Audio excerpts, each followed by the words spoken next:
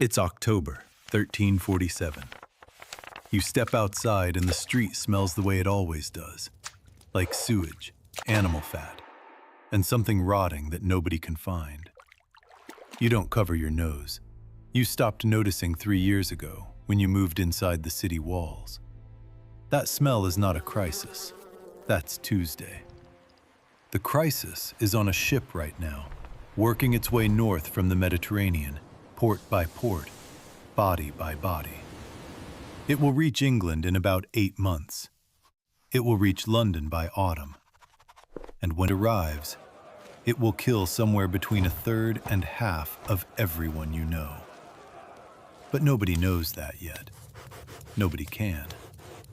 Today is just another day inside the walls, and surviving the day is already hard enough. London in 1348 held roughly 70 to 80,000 people packed inside a walled city of about 1 square mile. That's a population density comparable to modern-day Manhattan. Manhattan, of course, has plumbing. London in 1348 does not. No sewer system, no running water, no garbage collection. What it has is a network of open ditches running down the middle of every street, carrying rainwater, kitchen waste, human waste, and whatever the butcher 3 doors down decided to throw out that morning. The city charter says residents are supposed to keep the street in front of their house clean. Nobody does. There is no enforcement.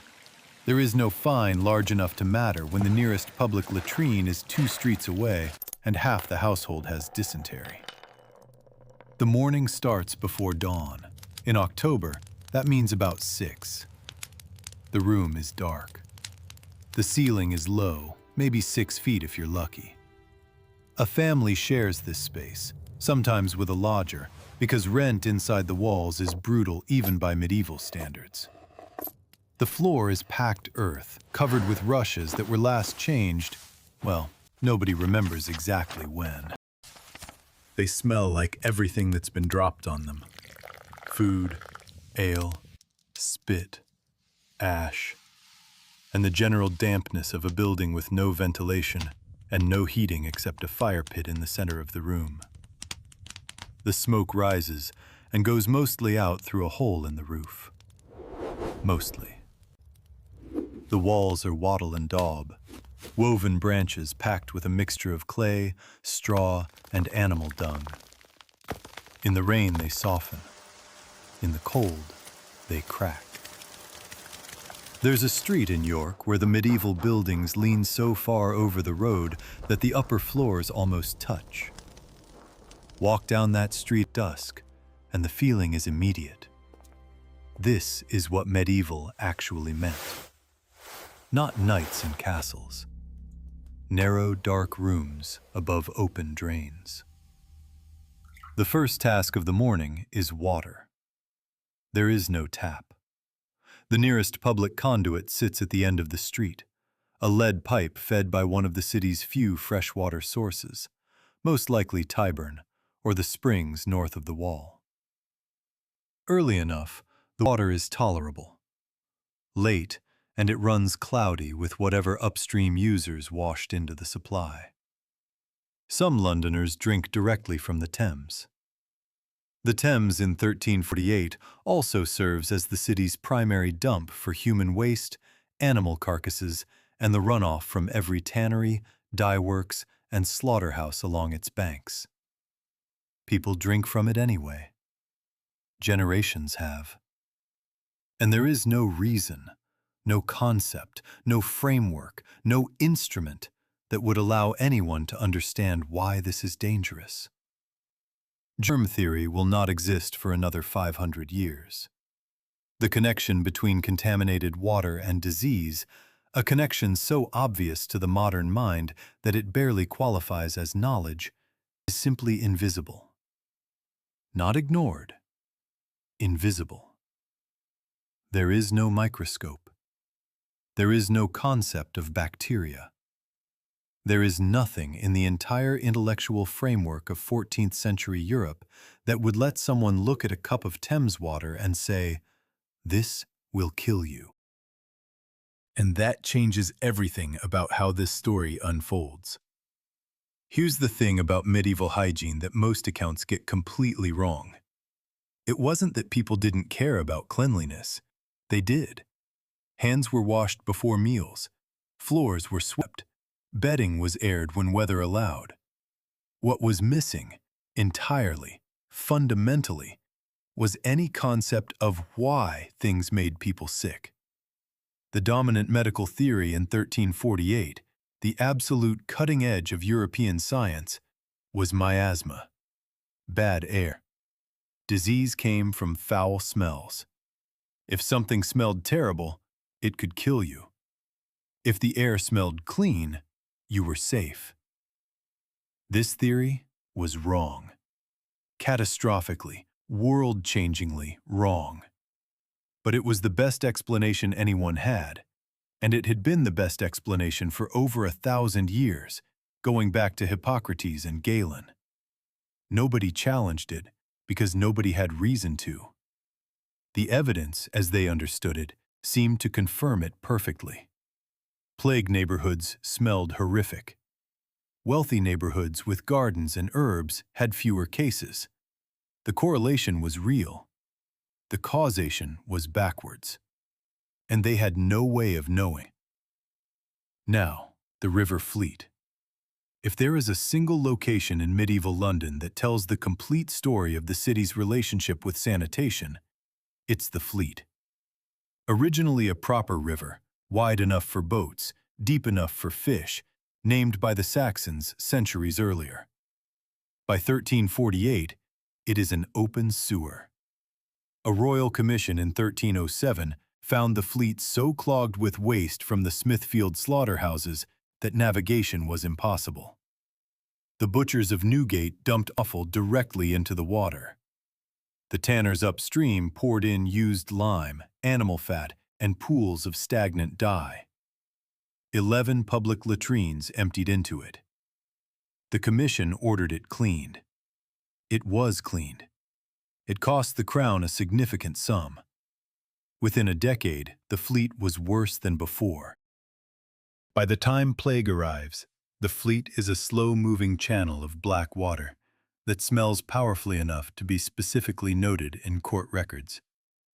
Families live along its banks. Entire trades operate on its edges. Because proximity to the Fleet means proximity to work, and work is what keeps a medieval family alive. The smell is the price. And nobody questions the price, because everybody pays it. The butchers of Smithfield deserve a separate mention.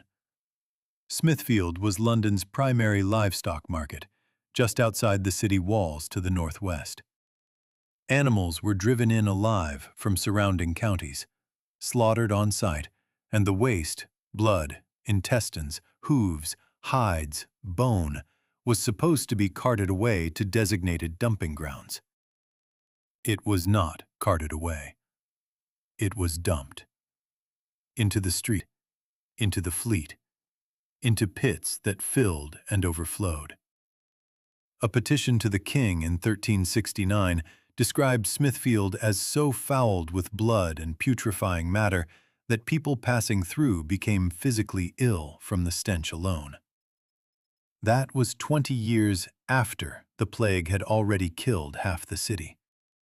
20 years after the worst epidemic in recorded history, and the slaughterhouse waste was still piling up in the same streets, flowing into the same river, feeding the same rats.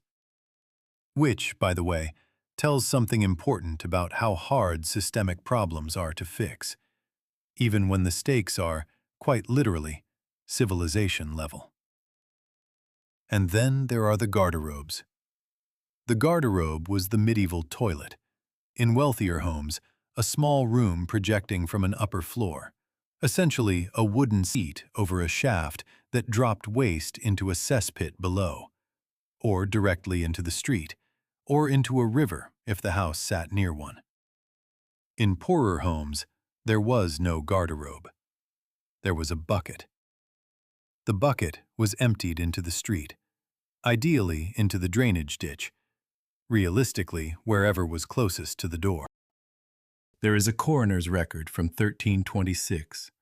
A man named Richard the Raker fell through the rotting wooden planks covering his own cesspit and drowned, in several feet of accumulated human waste.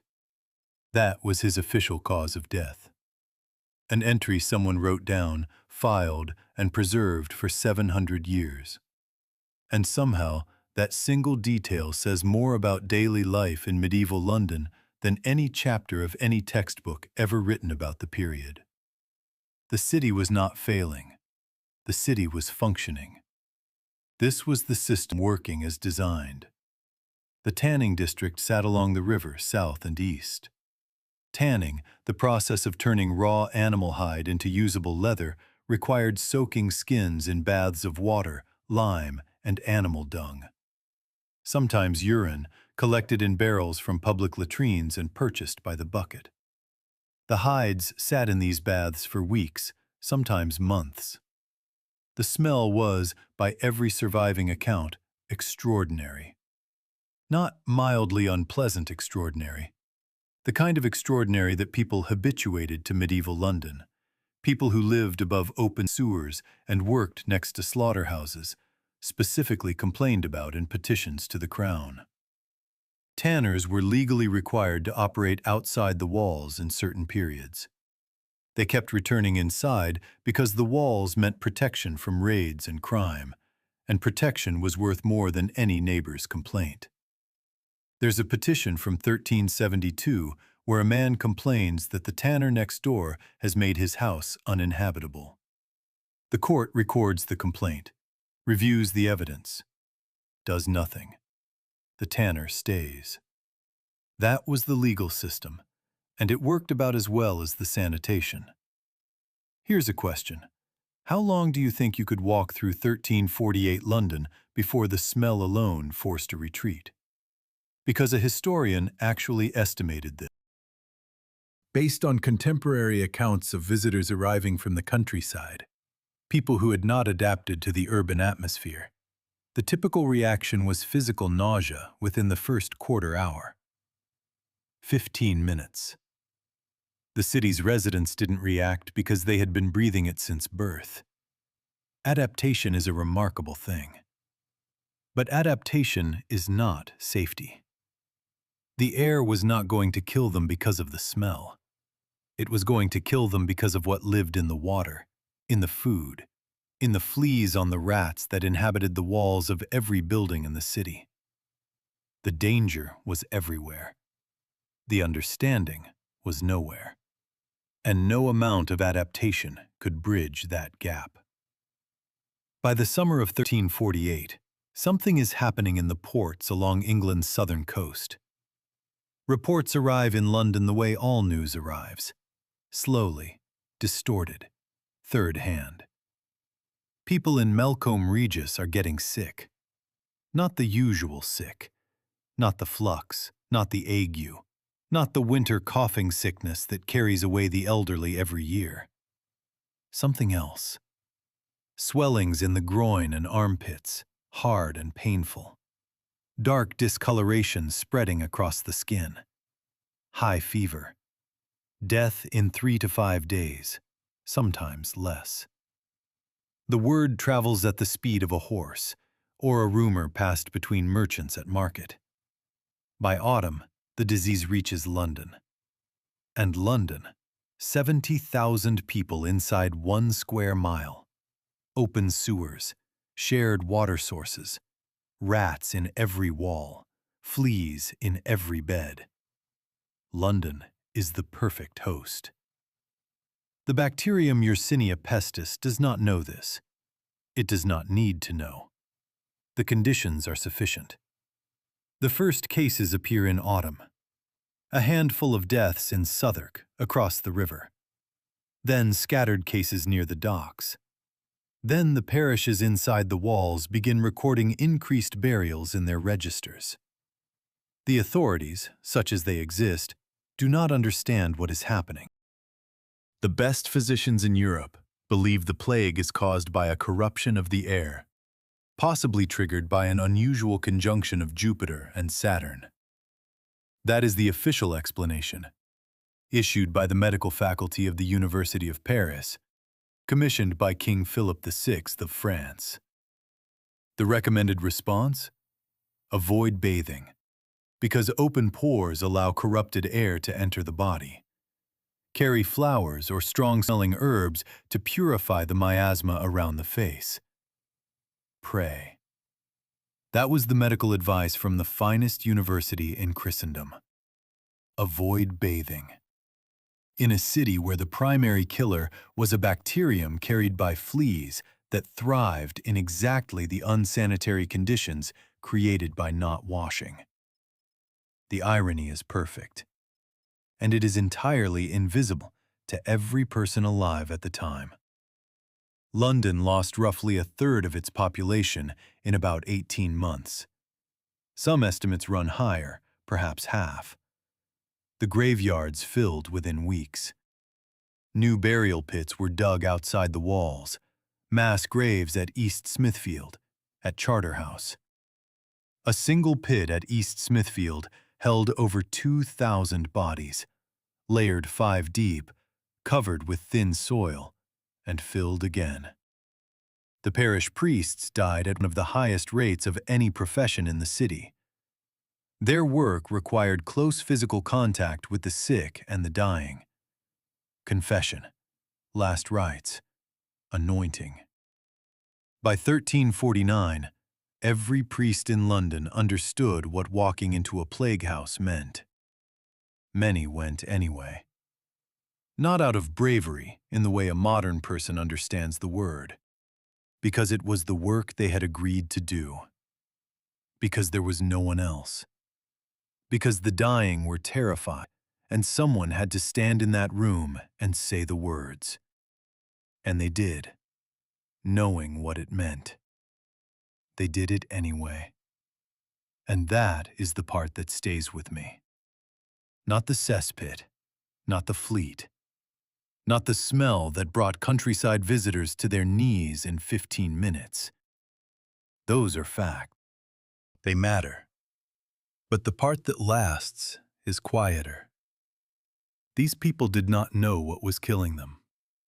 The best minds of their generation, the physicians, the scholars, the clergy, were confidently, catastrophically wrong about every aspect of the disease. Its cause, its transmission, its treatment. Everything. And the ordinary people of London woke up every morning into streets that smelled the way they always smelled, drew water from sources that had never been safe, and kept going. Not because they were heroes, not because they were tougher than anyone alive today, because there was no alternative. Nobody told them. Nobody could have.